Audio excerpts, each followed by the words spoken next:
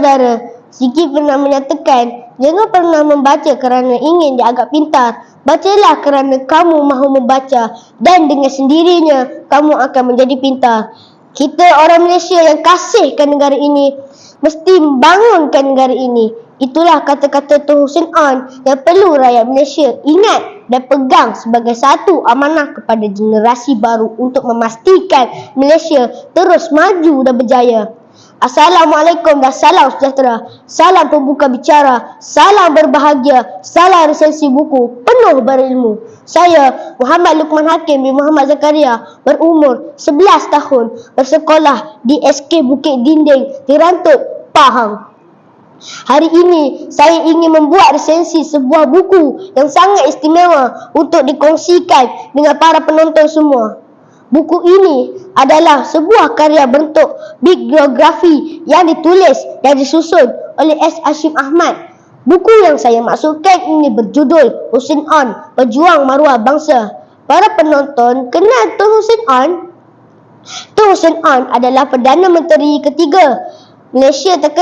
Beliau terkenal dengan gelaran Bapa Perpaduan. Ini mengingatkan jasa-jasa beliau yang bekerja keras dalam menyatu padukan rakyat berbilang kaum di Malaysia ini saling bersatu padu dan hidup dalam harmoni.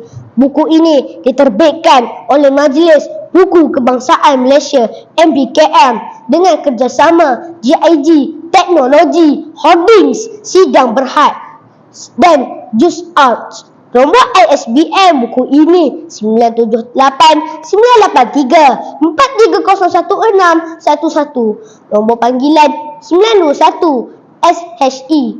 Nombor perolehan 7784. Buku ini berkulit tebal dengan bilangan 170 muka surat bercetak. Ini termasuklah kulit hadapan dan kulit belakang buku. Kulit buku ini berwarna mocha.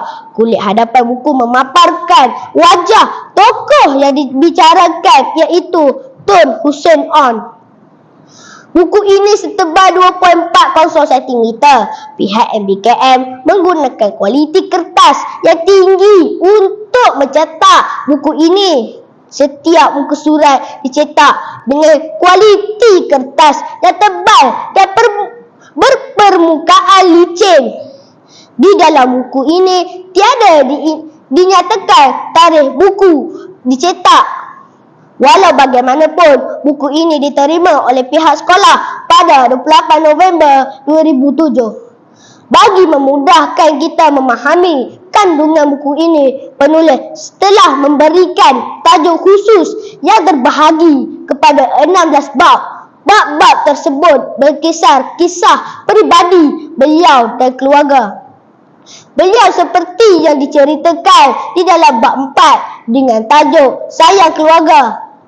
Penulis banyak menyentuh perjalanan karya politik beliau sehingga dilantik menjadi Perdana Menteri ketiga. Kisah ini boleh dibaca seawal dari bab 1 dan 3 sehinggalah ke bab 16. Penonton sekalian, Tun Hussein Onn memulakan karya politiknya sebagai ahli parti UMNO.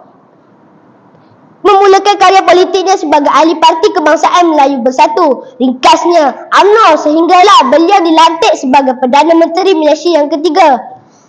Beliau terkenal dengan usaha dalam menyatu padukan rakyat pelbagai kaum. Ini jelas kelihatan ketika beliau menjawat jawatan sebagai Menteri Pelajaran lagi. Dan kemuncaknya ketika beliau menjadi Perdana Menteri. Usaha ini mencapai kemuncaknya ketika beliau menerima ancaman penculikan ketika beliau menghadiri sidang ketua-ketua negara Commonwealth di Australia pada tahun 1978. Peristiwa ini adalah diceritakan dalam bab 13 buku ini. Ancaman ini dibuat disebabkan usaha-usaha yang beliau lakukan dalam menyelesaikan kemaluan politik di Sabah ketika itu. Buku ini juga banyak menyentuh bagaimana usaha-usaha yang telah Hussein Onn lakukan untuk kemajuan negara dan bangsa.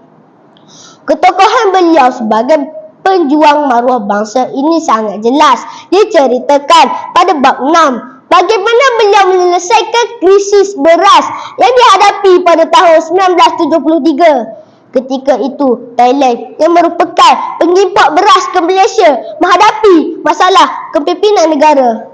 Kemasukan beras dari negara itu terjejas disebabkan oleh masalah politik dalaman mereka. Sebagai penyelesaian masalah dalaman dan mengurangkan kebergantungan Malaysia pada negara luar, Tun Hussein Onn telah memajukan dan membangunkan sistem penanaman padi di dalam negara.